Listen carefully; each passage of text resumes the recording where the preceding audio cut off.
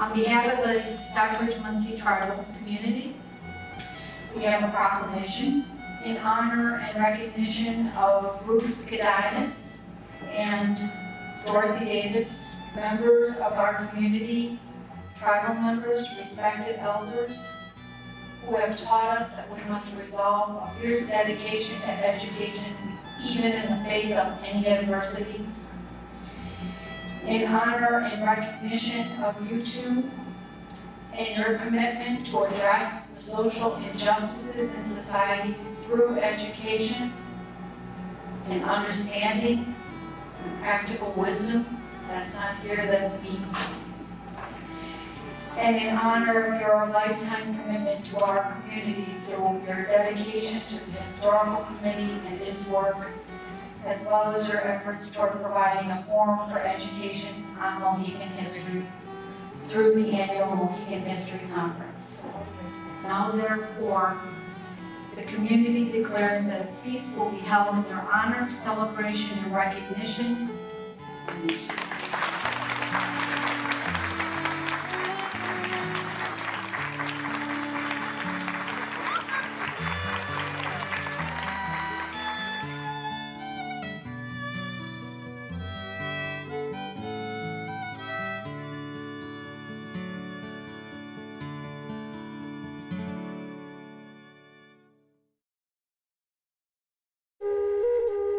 Stockbridge-Munsee Mohican History was funded in part by Irene Danielle Kress, Francis A. and Georgia F. Ahrens Fund of the Community Foundation for the Fox Valley region, Evu Foundation, Ron and Patty Anderson, Ira and Aniva Riley Baldwin Wisconsin Idea Endowment, National Endowment for the Humanities, and Friends of Wisconsin Public Television.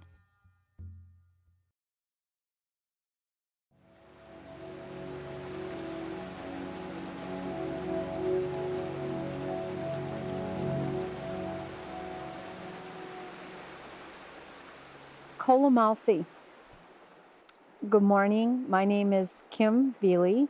I'm an enrolled member of the Stockbridge-Munsee tribe, otherwise known as the Mohicanuk, which means people of the flowing water.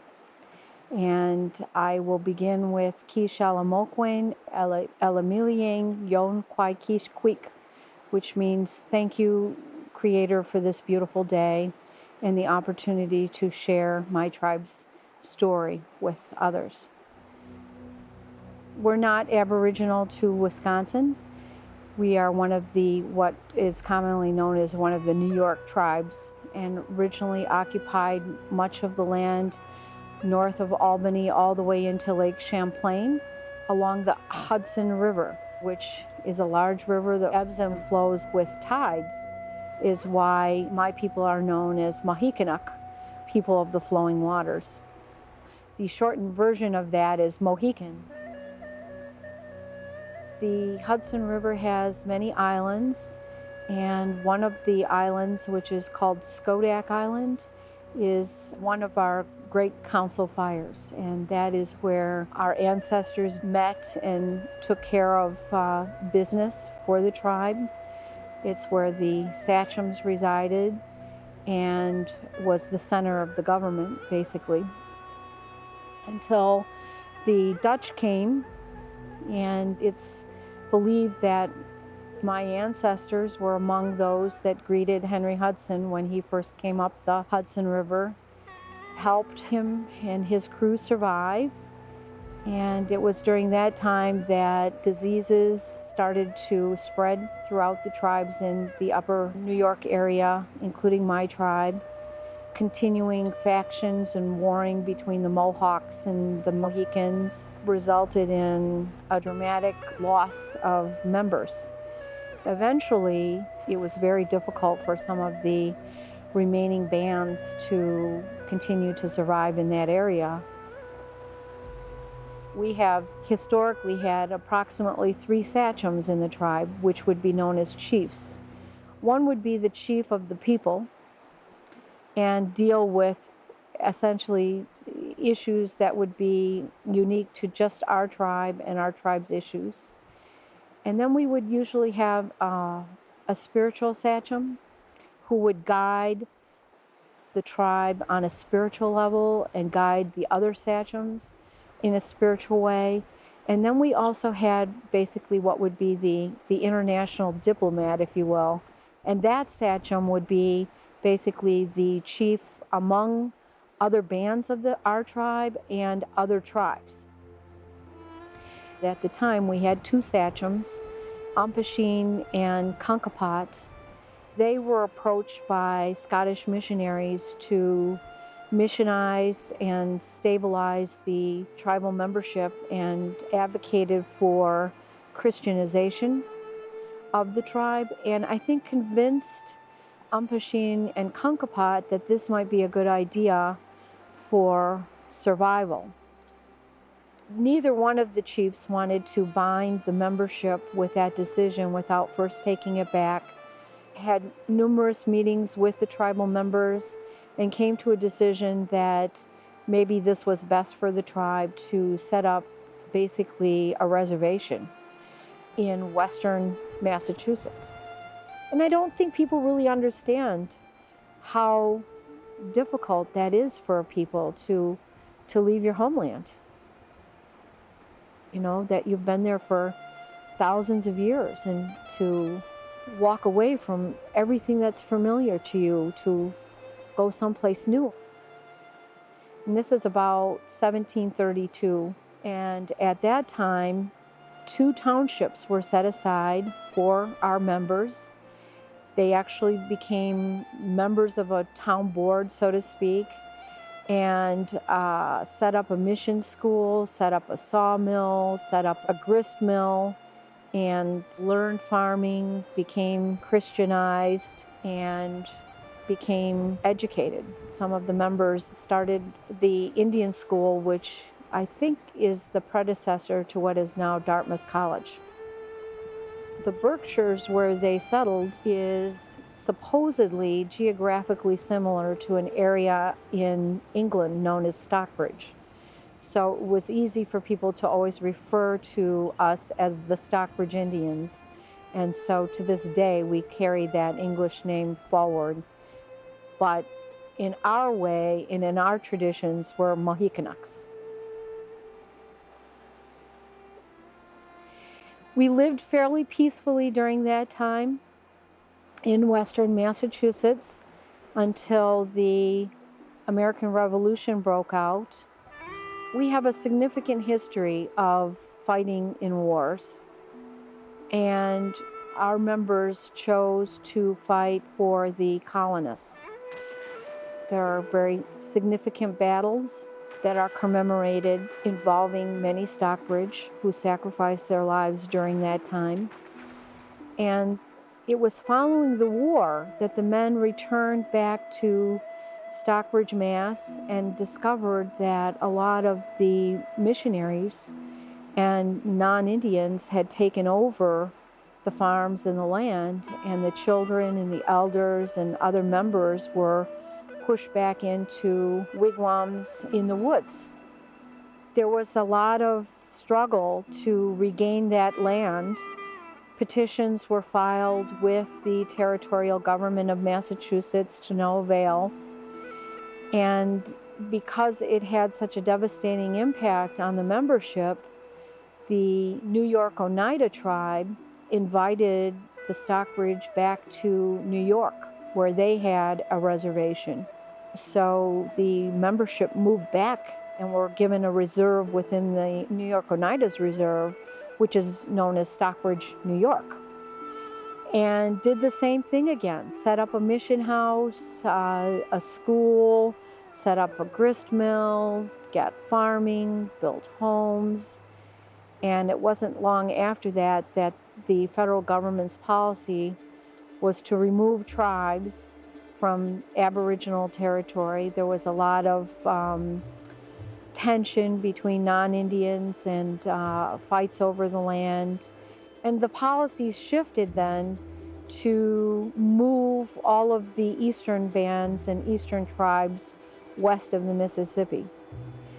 And the migration out of New York started in, I think, about 1819, 1820 to what is now Muncie, Indiana. And the Munsees had also promised us some land there as part of their treaty, but by the time some of our members got there to stake a claim, the Munsees had been deprived through another treaty of their treaty reservation. So both the Munsees and the Stockbridge were out and joined and moved to the next place, which was around Lake Winnebago, and that's where you get the Stockbridge-Munsee Indians. And in fact, some of our members are from the Munsees. We were continuing to be forced west, and the tribe was really, really resisting that. And so, being the diplomats that they are, began to negotiate with the Menominee tribe directly for some kind of property to allow us a permanent settlement. And in fact, the Menominee tribe and the Stockbridge tribe reached agreement and submitted the agreement to Congress for ratification and approval, and it was denied. Congress then did get involved in establishing a reservation, and the reservation here in Wisconsin was established by a treaty of 1856. And so this is where we've been ever since. They built log homes. They had to clear the land, workhorses pulling these huge roots and burning and clearing, and the toil that it took to move some of the boulders just to clear a field to plow and plant a garden. We set up the mission house, and we set up another school, and Electa Quinney, one of our members, opened the school up, and the tribe opened the school up to be a public school, and that was before Wisconsin was a state. So we stake her claim as being the first public school teacher of Wisconsin, which we're very proud of. She wrote a brief history of the tribe, and her father, John Quinney, wrote a brief history, and some of his speeches survive, and they're very eloquent. John was a sachem, made many trips back to New York for redress of the loss of our land in New York, to no avail. And throughout the years, that's something that we carry with us from generation to generation.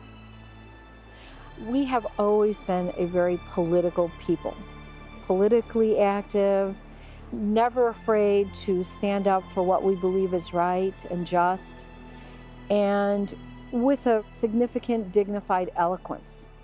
I think education has impacted, and that's also a very significant value in my tribe, to be educated, to educate our youth. And so we believe in education, and everywhere we've traveled along our many trails, one of the first things we've done is establish a school and get a teacher for the children. And I think along the way that's really helped to be the kind of diplomats that our ancestors proved to be. Some of their letters and speeches that I read now are amazing. I wish I could write half as well as they. I wish I could make these eloquent, compelling arguments and speeches that they made, but I'm really inspired by their words and their vision. And I think it's only through their vision that we really have survived as well as we have over the years, despite all of these things that worked against us. The federal government is what I call schizophrenic in their policies, and it depends on who's in political power, whether they want to see tribes survive and whether they don't, whether the goal is termination and assimilation. It changes with the wind. And we even realize that today throughout the 200, 300, 400-year history that we have working with federal and state governments, that it really depends on who's in political power as to how much sovereignty and how much respect you get nation to nation. But I think what people don't realize is the United States government set it up in the U.S. Constitution that tribes would be dealt with on a treaty basis, and that this was an issue for the federal government and not local and state governments to really address. So when people talk about how unique tribes are, it's because of that legal history that we have and being included in the U.S. Constitution.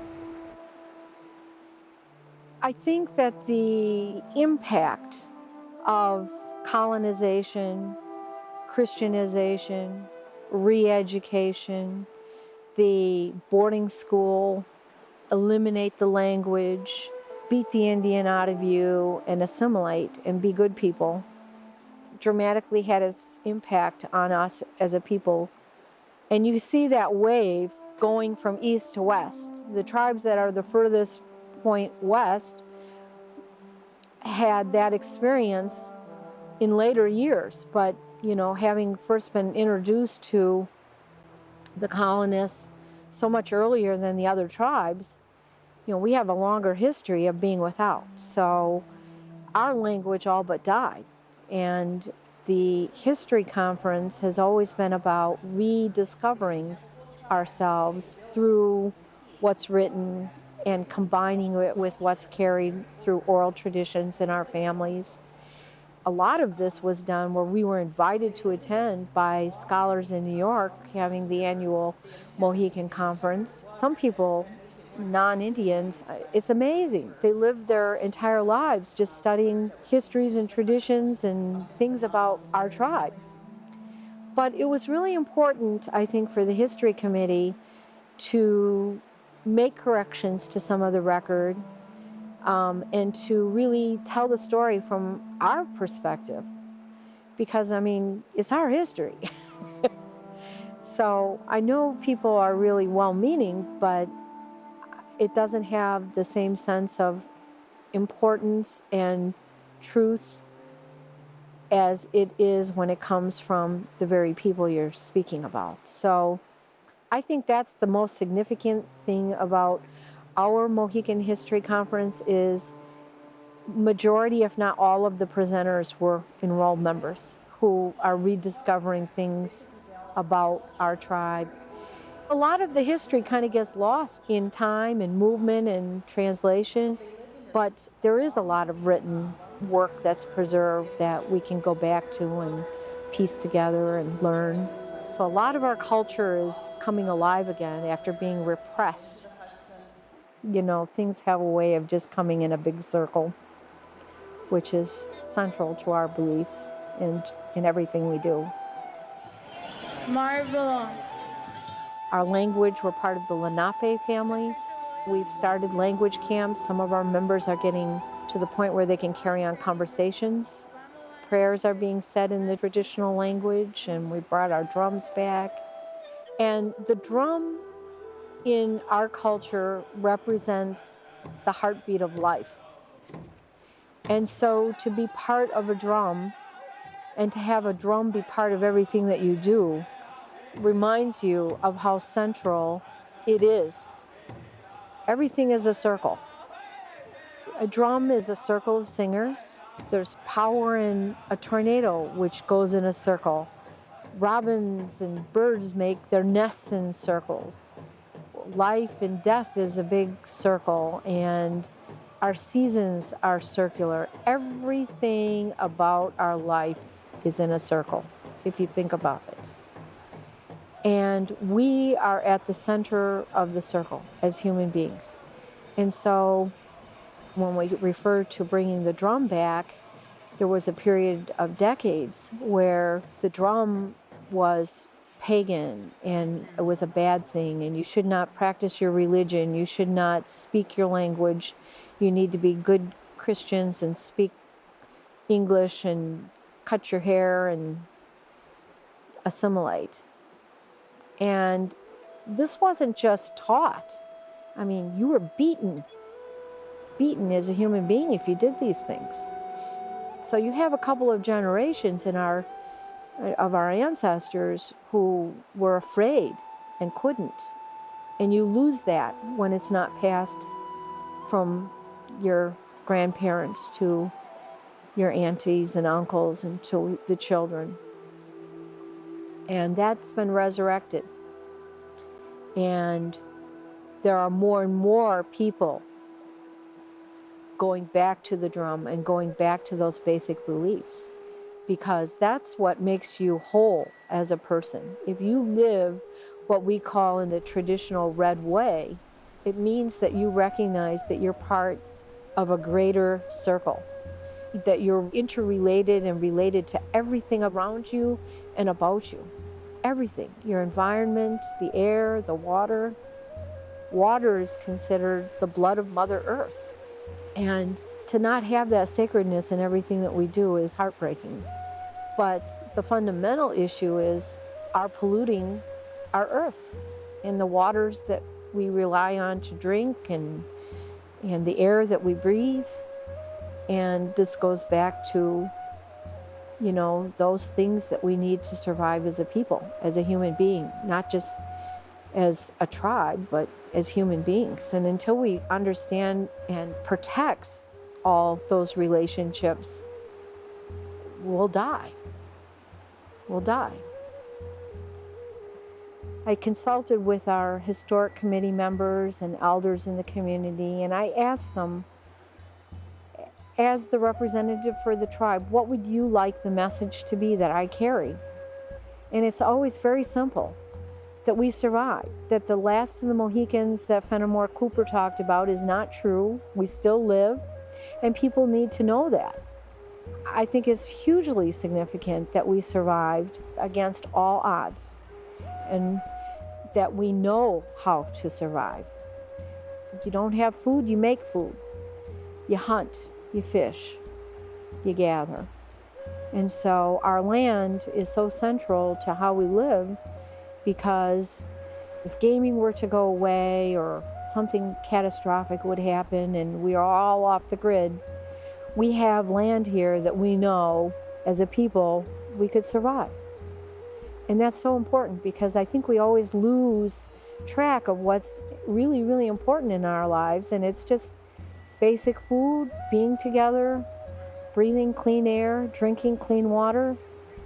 And these are fundamental values that go to the core of who you are as a people. And it's not just for our tribe, as human beings. Our very survival depends on it. And I think that's something that we carry. We're a spiritual people, you know, Christianization. Some are very Christianized still to this day. We have faith. Some, you know, believe in the Creator. Some believe in God. We have different, we represent different religions. But, you know, that spirit and that faith, I think, also carries us as human beings. So our emblem is called Many Trails, to exemplify all of the different removals that we've had from east to west, and all the times that we had to just set up and make homes and then leave. And you'll see in the Many Trails sign the sign of a cross, which indicates our Christianization. We have a lot of teachers in our tribe today, and they've been very active in developing curriculum to teach children about the tribe's history. And one of the exercises they have is for the children to move in the classroom from station to station and start something and not be able to finish it and be told, now you need to move to the next station. And the children, you'll see, I'm not done, or I'm not finished, or why do I have to move? And it's like, nope, just move. We said move now. And it really illustrates for the children to understand what that's like, to move. Redo, start over. So there is a resilience there, and it's a strength, probably from our faith and knowing the basics on how to live. And we're reminded of that all the time.